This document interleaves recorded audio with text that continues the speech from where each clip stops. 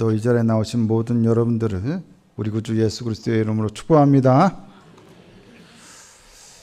여러분, 노는 게 좋으십니까? 공부하는 게 좋으십니까? 네, 노는 게 좋죠. 노는 게 제일 좋아. 네, 뽀로로의 명언입니다. 저는 노는 게 좋을까요? 공부하는 게 좋을까요? 너무 그러지 마세요. 왜 사람을 이렇게 사진을 보십니까? 목사라고 공부하는 게 좋겠습니까? 노는 게 좋습니다. 똑같습니다. 노는 게 좋은 사람이 목사라고 공부를 해야 하니 얼마나 제 삶이 고달프겠습니까? 그렇게 이해를 해주셔야 합니다. 제가 노는 걸 참 좋아하는데 사람들하고 어울려서 노는 것보다는 주로 혼자 하는 것들을 많이 좋아했던 것 같아요. 지금 생각해 보면 제가 가장 좋아했던 것은 만화책 보면서 놀기. 참 어렸을 때 만화책을 너무 좋아했어요. 그 상상력을 잘 발휘했다면 아마 지금 좋은 만화가가 되지 않을까. 만화 그리는 걸 원했는데 손재주가 없어요. 그리고 또 좋아했던 건 다 비슷하겠지만 TV 좋아합니다. TV 다 좋아하시죠? 그리고 정말 또 좋아했던 것 중에 하나가 영화 좋아하는 거였습니다. 제가 진짜 영화 너무 좋아했거든요. 블록버스터 영화 나오면 꼭 봐야 했는데, 요르단에서 한국에 가끔 나올 때마다 명절이나 어떻게 사람들 만나거나 이렇게 친척집 가거나 그러면 처갓집 가거나 그러면 꼭 마음 맞는 제 처남하고 같이 꼭 영화를 보러 가기도 했어요. 근데 요새 이 영화의 전당이 가까운 데 있는데 거기 가서 한번 영화를 아직 못 봤어요. 영화를 한번 우리 부산에 와서 한번 보긴 했어요. 그것도 누가 티켓을 줘가지고, 그것도 제가 보고 싶은 영화가 아니라 우리 애들 좋아하는 애니메이션 보고 가족 영화 보고 왔습니다. 우리 딸하고 아들이 그걸 너무 좋아해서. 어쨌든 노는 게 더 좋은데 공부를 하면서 살고 있습니다. 근데 인생에서 제가 공부를 가장 많이 그리고 가장 재미있게 했던 시기는, 지금도 물론 그렇게 하고 있습니다만 지금보다 더 열정적으로 했던 시기는 신학대학원 다니던 시절과 대학원 다니던 시절이었습니다. 그때 저는 정말로 진짜로 신학에 푹 빠져 살았습니다. 공부를 가장 많이 했던 시절이기도 했지만 그 시절을 통해서 제가 하나님을 인격적으로 가장 많이 알게 된 시절이기도 했습니다. 하나님을 믿었죠. 잘 믿었죠. 열심히 믿는다고 믿었죠. 근데 그 하나님이 어떤 분이신지를 제대로 알게 되었던 것은 바로 그 시절이었어요. 복음의 하나님이 어떤 분이시고 계시란 무엇이고 신학이란 무엇인지를 정말로 인격적으로 또 지적으로 잘 이해할 수 있었죠. 그 시절은 마치 스펀지가 물을 쭉쭉 빨아들이듯이 하나님을 아는 것, 하나님의 뜻을 아는 것을 머리뿐만 아니라 마음과 영혼으로도 쭉쭉 빨아들였습니다. 복음, 하나님, 성경, 계시 이런 그런 내용들이 저의 심장과 영혼을 지배하고 있었습니다. 그리고 그렇게 치열하게 공부하던 시절, 저는 공부만 했겠습니까? 연애도 하고 결혼도 했습니다. 신혼 시절에 많이들 다툰다고 하지만 우리 부부는 거의 다투지 않았습니다. 한 사람은 공부하고 사역하느라, 한 사람은 일하느라 많이 바빴지만 그래도 인생에서 지금 돌아보면 가장 즐겁고 행복하게 보낸 신혼 시절이었던 것 같습니다. 제가 결혼을 한 시기는 신학대학원 졸업하고 대학원 1년 다니고 나서였습니다. 대학원 과정이 보통 2년이니까 아직 1년 과정이 남았죠. 그러니까 결혼하고 나서도 여전히 대학원 공부를 해야 했던 것이죠. 그리고 그 전까지는 혼자, 결혼 전에 혼자니까 그때는 제가 대학원 등록금을 알아서 마련했는데 이제는 결혼을 했잖아요. 혼자 합니까? 같이 등록금을 부담을 하지요. 말은 같이지만 실질적으로는 돈은 누가 벌어요? 누군가가 벌었겠지요. 그래서 그 사람이 전적으로 감당을 해 주었죠. 그래서 집사람이 공부를 시켜주었다 해도 무방합니다. 때문에 저의 공부나 학위에 대한 상당한 지분을 그 등록금을 대주었던 사람이 가지고 있다고 해도 어쩔 수 없는 일이죠. 그러니까 공부를 가르쳤으니 할 말이 있죠. 생색을 내도 할 말이 없죠. 한 번은 집사람이 사람들 앞에서 이런 이야기를 했습니다. 남편 공부시킬만 하더라고요. 자기가 시켜줬다는 거지. 생색을 내는 거예요. 은근히 등록금을 대줬다는 거죠. 근데 그 말 다음에 나오는 말이 더 중요합니다. 남편 공부시켜줄만 하더라고요. 공부시켰더니 사람이 많이 변했어요. 공부하면서 제가 인격적으로나 삶에 있어서나 변화되는 것이 저의 집사람 눈에도 많이 보여줬었던 것 같습니다. 지금도 저는 확신하는 것은 하나님을 체험적으로든 지식적으로든 알게 되면 반드시 그 영혼은 변화될 수밖에 없다는 것입니다. 하나님을 알게 되었다고 하면서도 인격에서나 삶에서나 변화되지 않는다면 그것은 온전히 하나님을 아는 것이 아닙니다. 오늘은 우리의 하나님을 아는 지식과 우리의 삶이 어떤 관계가 있는지에 대해서 같이 생각해 보고자 합니다. 첫 번째입니다. 한번 다 같이 한번 보고 읽으실까요? 시작.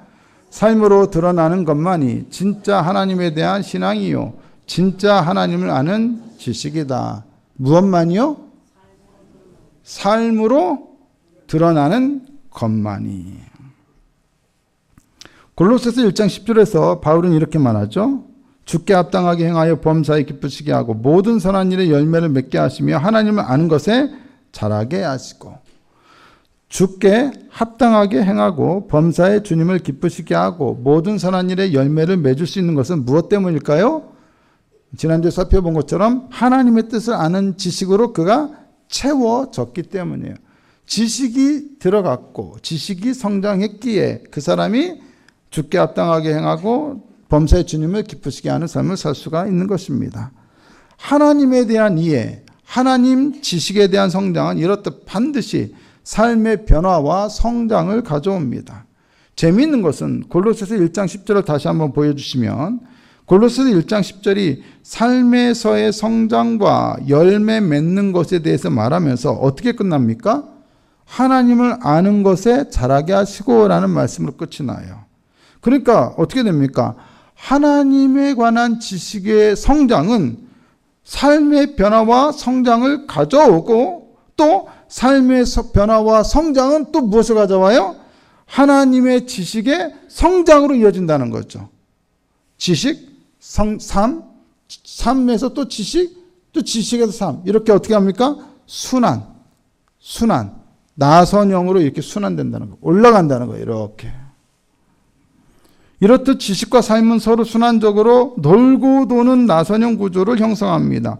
하나님 지식은 거룩한 삶의 연료가 되고 거룩한 삶은 그 지식을 보다 더 심화시키게 되는 것입니다. 그렇다면 우리에게 중요한 것은 무엇입니까? 바울이 바라고 원했던 삶, 그가 골로새 교회 성도들을 위해 기도했던 그 삶이 즉 하나님을 아는 뜻에서 자라는 것과 그 지식을 통해서 그 삶이 변화되고 성장하고 열매 맺는 그 삶이 바로 오늘 우리들에게 이루어지고 있는가 하는 것입니다. 하나님을 아는 것에서 성장한다면 그것은 곧 삶에서의 성장과 열매로 이어져야 합니다. 하지만 아무리 자기 혼자 하나님을 알아, 나는 하나님을 안다고, 하나님을 믿는다고 그렇게 말하면서도 삶에서의 변화와 성장 그리고 열매가 없다면 그것은 자기 혼자만의 착각에 불과한 것입니다. 중요한 것은 무엇입니까? 바로 삶입니다. 삶으로 드러나는 것만이 진짜 나의 신앙이요. 진짜 나에게 있는 하나님의 지식입니다. 저희 가정이 외국에서 살다 보니까 아이들이 어쩔 수 없이 외국에서 공부를 하지 않았습니까? 미국 선교사들이 자녀들이 다니는 학교에 다녔기 때문에 미국식 교육을 받을 수밖에 없었습니다. 보니까 그쪽 교육과 우리 한국 교육에 있어서 가장 큰 차이점 중에 많이 있지만 그 중에 하나가 뭐냐? 그쪽 교육에 비해서 한국에서는 수학이 너무 어려워요. 거기는 수학을 이렇게 우리 한국에서처럼 어렵게 문제를 내지도 않고 가르치지도 않아요. 그리고 외국은 답이 틀렸어도 과정이 맞으면 어느 정도 참작을 해줍니다. 틀렸다고 그어버리지 않고 점수를 어느 정도 줍니다. 뭐 우리나라도 좀 그런 부분이 있겠죠. 그리고 또 다른 것은 복잡한 숫자 계산은 직접 손으로 하지 않고 계산기를 사용하기도 합니다. 그래서 수학 시험에 학생들이 계산기를 들고 가는 게 지극히 당연합니다. 우리는 절대 그럴 수가 없죠. 그런 방식에 익숙해 있다 보니까 우리 아이들은 한국 수학 문제를 풀 때마다 어려워하지 않을 수가 없었습니다. 가끔 우리 둘째 딸은 수학 문제를 풀려고 해놓으면 잘 풀다가도 틀려놓는 게 있어요. 그죠? 틀린 게 반드시 있어요. 그러면 틀렸네가 아니에요. 뭐라고 해요? 틀렸네가 아니라 나 이거 아는데? 나 이거 풀 수 있는데? 나 아는 건데? 근데 이미 어때요? 틀렸어요. 알고 있던 거라도 그 결과가 제대로 나오지 않으면 한국 교육에서는 그것은 무엇을 의미합니까? 틀렸으니까 넌 당연히 이것을 모르는 거야 라고 생각을 해요. 간주를 하죠. 마찬가지입니다. 하나님의 뜻을 아는 지식이 중요한 것은 단지 우리가 지적으로 뭔가를 잘 알아서 잘난 척하거나 어떤 지적인 즐거움을 누리기 위해서가 아닙니다. 그냥 속으로 알고만 있기 위해서가 아닙니다. 그 지식을 통해서 반드시 우리의 삶이 변화되고 성장해야 하기 때문입니다. 알고 있는 것이 속으로만 알고 있어서 되는 것이 아니라 어떻게 해야 한다고요? 삶으로 드러나야 한다는 것이죠. 여러분들이 하나님을 믿고 있다면 하나님을 믿고 있는 것이 삶으로 드러나야 돼요. 여러분들이 하나님을 아는 지식이 있다면 그 지식이 삶으로 드러나야 돼요. 그것만이 진짜 우리의 지식이고 우리의 믿음이라는 것입니다. 나 알고 있었는데 의미가 없어요. 드러나야 합니다. 아멘이십니까? 두 번째입니다. 같이 한번 읽어보시겠습니다. 시작. 우리의 삶은 주님께 합당하고 주님을 기쁘시게 하는 삶이어야 한다. 여러분, 여러분에게 삶은 어떤 겁니까? 여러분은 삶을 무엇이라고 생각합니까? 지긋지긋하십니까? 지질이 궁상맞다고 생각하십니까? 괴롭다고 생각하십니까? 물론 그런 부분도 있습니다. 하지만 분명한 것은 삶이란 참으로 위대한 것입니다. 산다는 것은 참으로 놀라운 것입니다. 여러분, 우리 존재에 대해서 여러분 놀라워 보신 적 있습니까? 왜 내가 이 땅에 없는 게 아니라 있지? 내가 왜 존재하지? 내가 여기서 어떻게 해서 살게 되었지? 신기하지 않습니까? 예, 한 분만 신기한 거군요. 여러분, 철학에서 가장 핵심되는 것은 형이상학이라고 합니다. 형이상학. 물체 이상. 그래서 보이지 않는 것을 추구하는 건데 그 형이상학에서도 가장 중심되고 우선되는 학과가 뭐냐? 존재론이라는 것이 있습니다. 존재론. 근데 이 존재론의 핵심은 왜 이것은 없지 않고 있지? 없을 수도 있는 거잖아요. 존재하지 않을 수도 있는 거잖아요. 근데 있어요. 이게 신기한 거예요. 이게 신기한 거예요. 우리는 왜 이게 있지? 간단해요. 하나님을 만드셨으니까 우리는 그 신기하지 않을 수 있어요. 근데 여러분, 철학에서는 하나님이 안 계셔요. 그런 답이 쉽게 안 나와요. 왜 존재하지? 이 존재의 신비를 찾다 보니까 존재론적으로 굉장히 고민을 해야 하는 거예요. 존재한다는 것은 지극히 신비한 겁니다, 여러분. 마찬가지예요. 우리의 삶은 너무도 신비한 거예요. 놀라운 거예요. 내가 여기서 살고 있다니 놀라운 겁니다. 우리 기독교를 가르쳐서 뭐라고 말합니까? 생명의 종교라고 말합니다. 근데 생명의 종교라고 하면 보통 여러분 어떤 생명을 생각하십니까? 어떤 의미에서 생명이 종교라고 생각하십니까? 많은 사람들은 아마도 죽음 이후에 우리가 받게 될 구원, 즉 영원한 생명, 즉 영생 때문에 기독교를 생명의 종교라고 생각할 것입니다. 물론 죽음 이후에 우리는 영원히 죽지 않고 다시 살아날 것이기 때문에 기독교는 생명의 종교인 것은, 그런 점에서 종교인 것은 분명합니다. 하지만 생명이란 단지 죽지 않는다는 것만을 의미하지 않고 삶을 살아가는 것을 의미합니다. 기독교가 죽음 이후의 문제를 위해서만 존재한다면 그것은 아이러니하게도 기독교가 죽음을 위한 종교 혹은 죽음을 대비한 종교라는 것밖에 안 됩니다. 그렇다면 그것은 생명의 종교라고 말하지만 실제적으로는 기독교가 죽음의 종교라고 말하는 것이나 다름이 없습니다. 기독교는 단지 죽음을 대비하기 위한 종교가 아닙니다. 죽음 다음에 천국에 가기 위해서 여기서 뭔가 프리패스권을 얻기 위한 그런 종교가 아닙니다. 기독교는 언제나 생명, 즉 사는 것을 위한 종교입니다. 지난주에 생명의 가장 중요한 특징 중에 하나는 성장하는 것이라고 말씀드렸습니다. 마찬가지로 생명의 또 다른 중요한 특징은 당연히 자기가 가지고 있는 그 생명을 영위한다는 것입니다. 즉 살아간다는 것입니다. 기독교가 생명의 종교이고 생명을 위한 종교라면 당연히 그 진리는 우리의 삶, 우리가 살아가는 것을 위한 것이어야 합니다. 우리의 죽음을 위한 것, 죽음을 대비하는 것만을 위한 것이 아니라 지금 여기에서 우리가 그 생명을 가지고 살아가는 것을 위한 종교여야 합니다. 예수님을 우리의 주와 그리스도로 믿고 모셨다면 그 다음에는 이제 천국에 가는 것만 기다리면 되겠네 하고 하는 것이 아니라 어떻게 내 삶을 통해서 예수님이 주와 그리스도의 신지를 나타내고 드러내는 삶을 살 것인가 하는 것이 중요합니다. 우리는 살아야 합니다. 주와 그리스도이신 예수님과 함께 살아야 합니다. 그분이 주와 그리스도이신 것을 나타내기 위해 살아야 합니다. 단지 죽음을 기다리거나 대비하는 것이 아니라 그것을 위하여 우리는 삽니다. 살아야 합니다. 그것이 생명입니다. 그렇다면 기독교인으로서 우리의 가장 중요한 문제는 그리스도를 믿는 나는 지금 어떻게 살고 있는가 하는 것입니다. 지금 나는 주께 합당하게 살아가고 있는가? 골로새서 1장 10절에 맨 앞에 뭐라 나옵니까? 주께 합당하게 행하여. 합당하게라는 말 속에서 우리는 그리스도인에게 맞는 합당한 적절한 삶이 있다는 것을 알 수 있습니다. 그리스도인으로서 우리에게는 우리의 삶에 적합한 기준이 있습니다.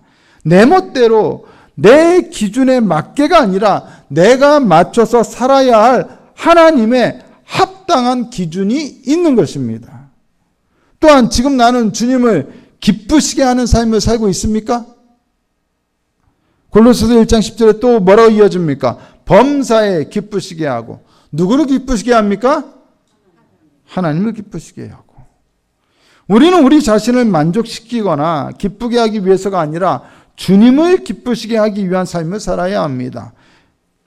18세기의 계몽주의 시대 이후에 사람들은 이렇게 말합니다. 이 세상은 신중심에서 인간 중심으로 바뀌었다라고 말합니다. 인간 중심이라는 말은 곧 자아가 중심이 되었다라는 것을 의미합니다. 요즘 우리나라에도 셀프 서비스라고 하는 말이 아주 상식이 되지 않았습니까? 셀프 서비스 모르는 분 있습니까? 없지요. 셀프가 자아 아닙니까? 자아가 모든 삶에 대한 판단과 만물의 지식에 대한 중심이 되었다는 것입니다. 그런데 이러한 계몽주의는 단지 저 세상, 교회 바깥의 세속 사회에만 영향을 끼치는 것이 아닙니다. 계몽주의 이후 자아 중심은 우리의 종교와 신앙에 있어서도 굉장한 영향력을 행사하게 되었습니다. 신앙의 이유와 목적이 하나님께 있지 않고 인간인 자아에게 있게 된 것입니다. 신앙과 진리를 추구하는 이유가 이것이 진리인가? 이것이 진짜 생명인가가 아니라 나에게 유익이 되는가? 나에게 만족이 되는가? 나에게 기쁨이 되는가가 되어버렸습니다. 여기서 나가 뭐예요? 셀프의 셀프, 자아의 자아. 하나님이 아니라 자아의 자아. 이러한 자아 중심성은 오늘날 그리스도인들의 삶에 깊이 뿌리를 내리고 있어서 신앙이 진리에 대한 질문이나 문제가 아니라 실용적인 문제나 질문이 되어버렸습니다. 즉 나에게 얼마나 유익이 되는가, 얼마나 도움이 되는가, 내게 얼마나 기쁨을 줄 수 있는가. 요즘 유튜브에서 신앙과 관련돼서 신앙적인 질문 묻고 답하고 이런 영상들이 많이 나오는데 거기서 대부분의 질문은 진리에 대한 질문을 하기보다는 내가 어떻게 해야 만족을 누릴까, 평안을 누릴까 이런 류의 질문이 많아요. 나의 문제에 대해서 하나님이 대답해 주시기를 바라는 것들이 대부분이에요.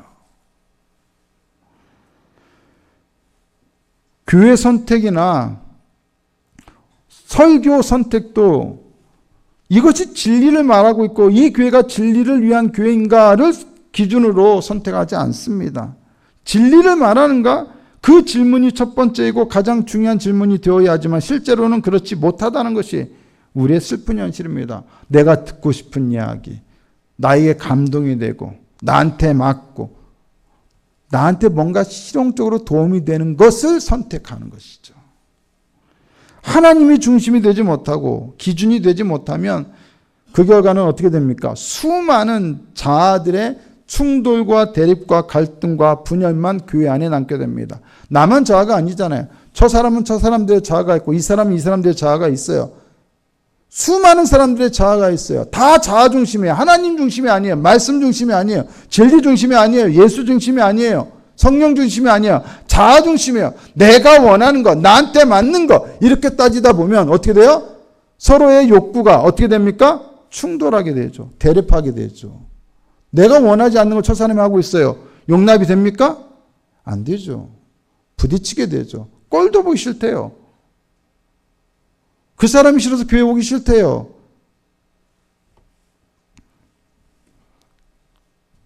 그래서 수많은 자아 간의 분열과 갈등 때문에 오늘날 교회 안에 얼마나 많은 다툼과 고통과 어려움이 존재합니까? 주님께 합당하게 살아야 할 삶의 기준과 누구를 기쁘게 할 것인가의 중심이 하나님께 있지 않고 자아에게 있기 때문에 교회 안에 갈등과 분열이 폭발했던 대표적인 교회가 바로 고린도 교회였습니다. 무엇보다 고린도 교회에는 분쟁이 있었는데 그 이유가 바로 뭐냐? 하나님이 아니라 사람이 중심이 되었기 때문입니다. 고린도전서 3장 3절의 4절 한번 보세요.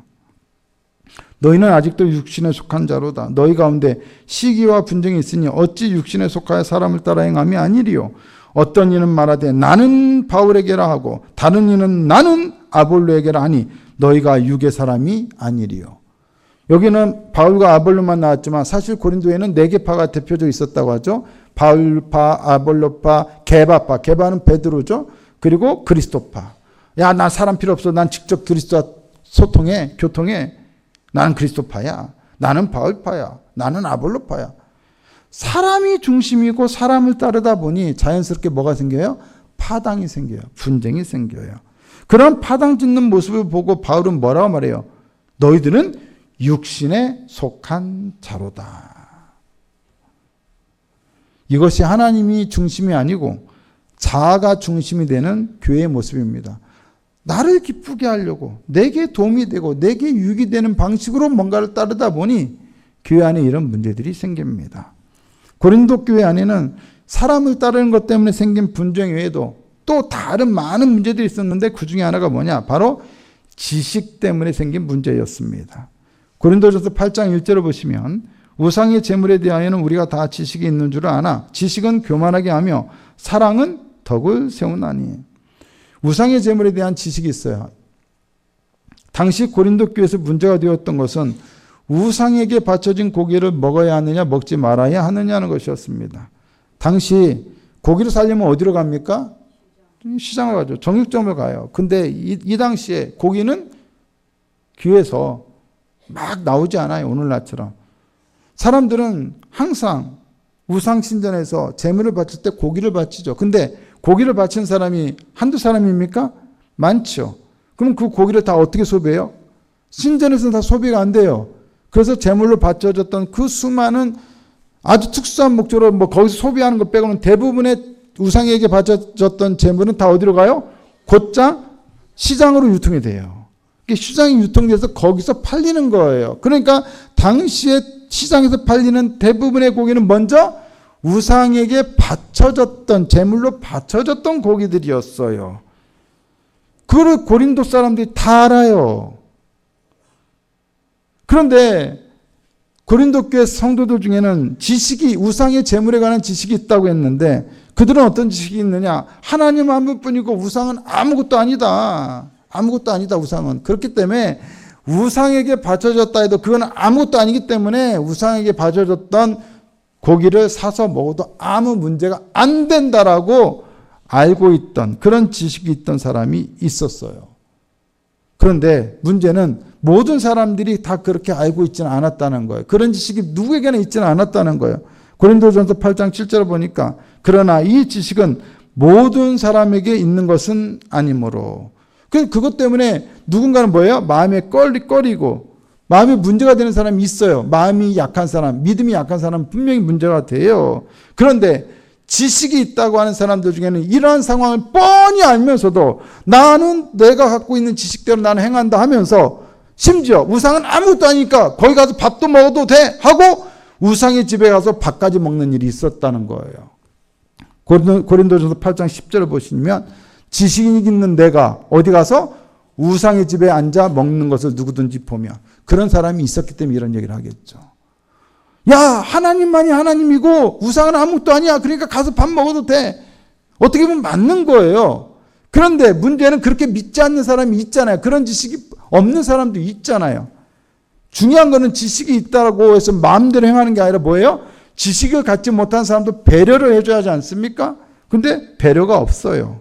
그래서 어떻게 돼요? 고린도전서 8장 11절 보니까 그러면 네 지식으로 그 믿음이 약한 자가 어떻게 된다? 멸망한다. 멸망한다.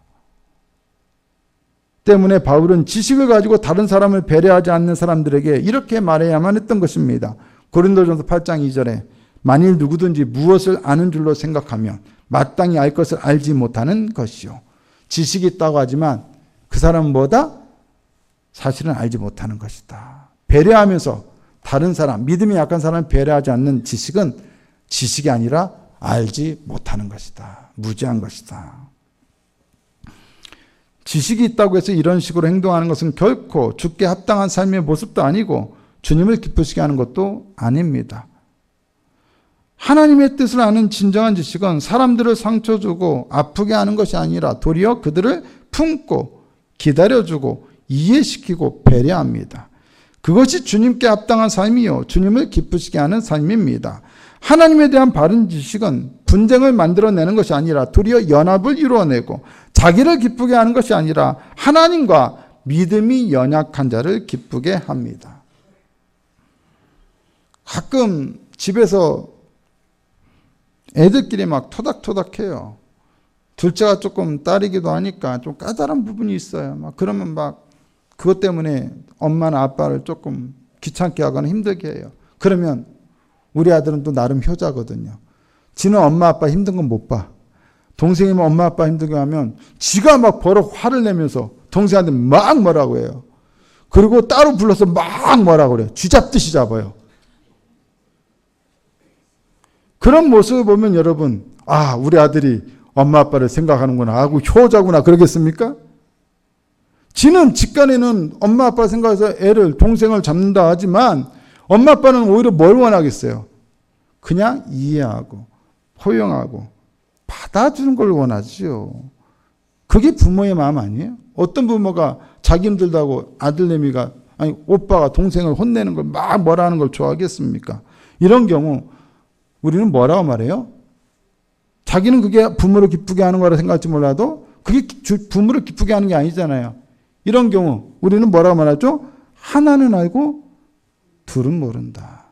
지금 고린도 교회 성도들의 몇몇 사람들이 지식을 갖고 행하는 일이 바로 그거예요. 맞아요. 하나님만이 하나님이고 우상은 아무것도 아니죠. 가서 얼마든지 고기 먹을 수 있죠. 문제는 누가 있어요? 믿음이 약한 사람들이 있잖아요. 이 지식으로 그를 배려해야지, 내가 지식 갖고 있으니까 그들 배려하지 않아도 된다는 것은 하나는 알고 둘은 모르는 거죠. 그게 하나님께 합당하게 하는 거고 그게 하나님을 기쁘시게 하는 것은 아니라는 것입니다.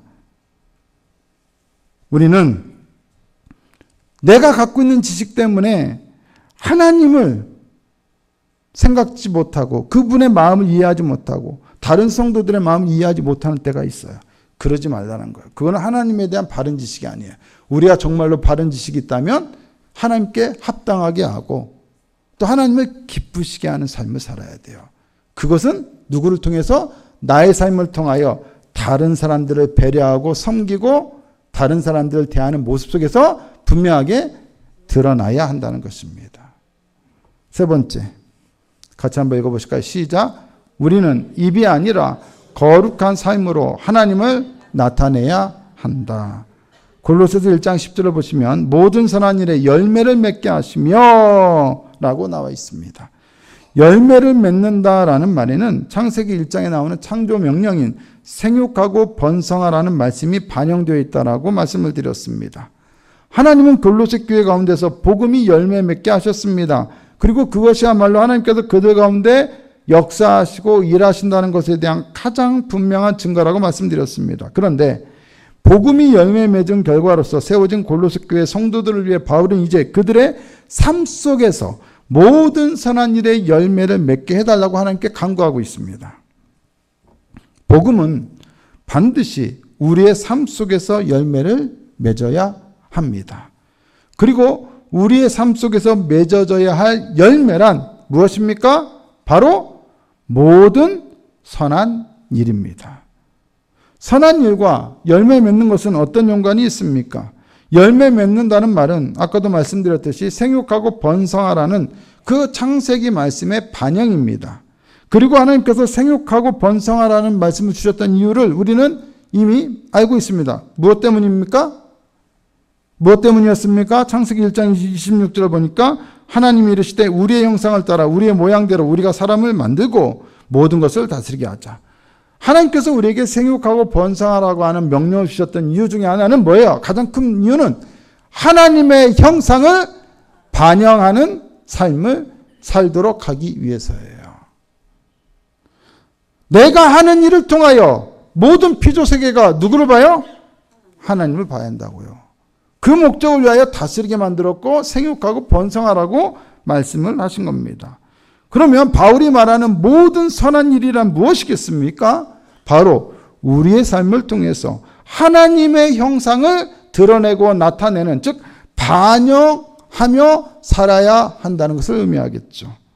우리가 살아가는 삶의 모습을 통해 사람들은 바로 누구의 모습이요? 하나님의 모습, 예수님의 모습을 보게 해야 한다는 것입니다. 따뜻하게 위로하고 친절을 베풀며 사랑으로 섬기는 우리의 모습을 통해서 세상 사람들은 누구를 볼 수 있어야 합니까? 인간 황혜석을 보는 게 아니라 예수님을 봐야겠죠. 인간 누구 교회 성도를 보는 것이 아니라 누구를 봐야 합니까? 하나님을 봐야겠죠. 바로 무엇을 통해서요? 우리의 삶을 통해서, 우리가 살아가는 삶의 모습을 통해서요. 예전에 세상 사람들이 우리 그리스도인들을 비하하며 조롱하면서 흔히 했던 말이 있습니다. 예수쟁이들은 뭐만 살았다고? 입만 살았다고요. 저것들은 바다에 빠지면 입만 동동 뜰 거라고. 그런 말들을 많이 했습니다.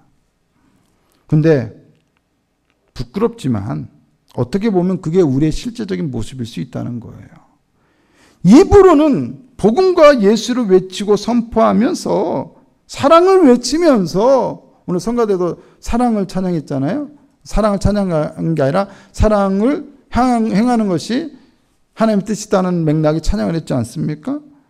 입으로는 그렇게 하나님, 예수님, 복음, 사랑을 외치면서 선포하면서 정작 삶으로는 예수님을 제대로 보여주지 못했던 것이죠. 누군가는 말했습니다. 우리 그리스도인들은 예수를 증거해야 한다. 그리고 필요하다면 말을 해라.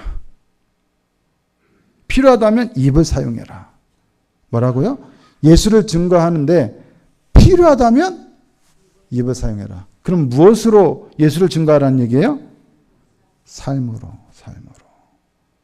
우리는 예수를 증거하라고 하면 뭐로만 증거하려고 그래요? 입으로만, 말로만.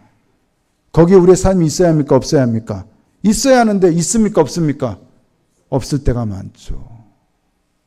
그래서 여러분 가장 전도하기 힘든 사람이 누구예요? 가족. 왜요? 내가 그에게 예수의 모습을 잘 보여주지 못했잖아요. 이게 부끄러운 우리의 자화상이에요. 이걸 우리는 굉장히 부끄러워해야 돼요. 사실은. 삶이 변화되지 않는다면 안 되는 거예요. 그래서 어떤 청교도 목사는 말했어요. 세상 사람들은 성경을 통해서가 아니라 바로 우리 그리스도인들을 통해서 예수를 알려고 한다. 성경을 펼쳐 읽고 예수를 만나세요 하지 않아야 돼요. 우리를 보고 예수를 알라고 얘기할 수 있어야 돼요. 삶이 변화되지 않고 선한 일에 열매를 맺지 못한다면 우리가 증거하는 예수님을 증거하는 그것은 결코 힘이 있을 수가 없어요. 우리는 복음 전도와 선교를 입으로만 하려고 해서는 안 되고 삶으로 해야 합니다. 우리의 삶을 보고 예수를 믿어보고픈 마음이 들게 해야 합니다. 저렇게 살 바에야 차라리 나 예수 안 믿을란다? 이런 소리가 나오게 해서는 안 된다는 것입니다. 묻고 싶은 것은 이것입니다. 지금 여러분의 가정에서 살아가는 여러분의 모습은 어떠합니까? 아내가 남편인 여러분의 삶의 모습을 보고 하나님을 떠올립니까? 아니면 마귀 새끼를 떠올립니까? 여러분을 향해서 야 이 왼수야 라고 말합니까? 당신을 보니 내가 하나님을 보는 것 같소이다 라고 말합니까? 야곱은 형 에서를 만날 때 뭐라고 그랬어요? 형님을 뵈니 하나님을 보는 것 같습니다 라고 했잖아요. 남편이 아내를 볼 때 누구를 보는 것 같아야 돼요? 하나님을 보는 것 같아요. 마찬가지예요. 아내가 남편을 볼 때 누구를 보는 것 같아야 돼요? 하나님을 보는 것 같아야 돼요. 마찬가지예요. 자녀들이 부모를 볼 때 누구를 보는 것 같아야 돼요? 하나님을 보는 것 같아야죠. 그런데 어떻습니까? 어떤 사람은 하나님을 아버지라고 하니까 교회에서 다 아버지라고 하죠. 그러니까 하나님이 아버지라고 나 그러면 하나님 안 믿을래. 아주 경기를 일으키는 사람이 있어요. 왜요? 어릴 때 아버지한테 너무 지나치게 학대를 당한 사람들이 그래요. 아버지에 대한 인상이 자기 아버지 때문에 너무 안 좋은 거예요. 우리 그리스도인 때문에 나 저 사람이 예수 믿는 사람이면 나 안 믿을래 라고 하는 사람이 있다면 이거는 우리의 부끄러운 모습인 것이죠. 교회에서 전도 외치지만 정작 우리 삶의 모습이 전도의 장애가 될 때가 있다는 것을 우리는 인정해야 합니다. 앞에서도 말했지만 그리스도인으로서 우리에게 중요한 것은 죽는 것이 아니라 사는 것입니다. 삶입니다. 생명입니다. 우리 안에 그리스도의 생명이 충만하다면 우리는 그 생명으로 살아가야 합니다. 살아야 합니다.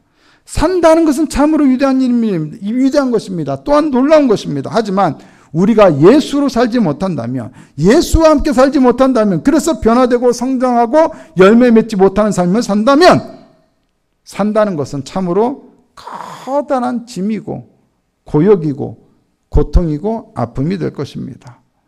살라고 우리에게 생명을 주신 것이지 죽으라고 생명을 주신 것은 아닙니다. 하나님은 우리를 살라고 부르셨습니다. 주님께 합당하게 살라고, 주님을 기쁘시게 살라고, 모든 선한 일에 열매를 맺어 하나님의 형상을 반영하며 살아가라고 우리를 부르셨습니다. 중요한 것은 그래서 바로 무엇입니까? 삶입니다. 삶. 그렇기 때문에 우리에게 중요한 질문은 과연 어떻게 살 것인가 하는 것입니다. 믿는 자로서, 성도로서, 교회로서 우리는 과연 어떻게 살 것인가? 어떤 열매를 맺으며 살 것인가? 지금 여러분의 삶을 통해 무엇을 열매 맺으셨습니까? 지난 1년간. 여러분을 보면 가족이나 다른 사람들이 힘들고 짜증이 나고 괴롭고 피하고 싶은 그런 사람입니까? 아닙니까? 사람들은 당신을 늘 보고 싶어하고 함께하고 싶어하고 같이 무엇을 하고 싶어하는 그런 사람입니까? 여러분이 행하는 모든 일은 과연 선한 일입니까?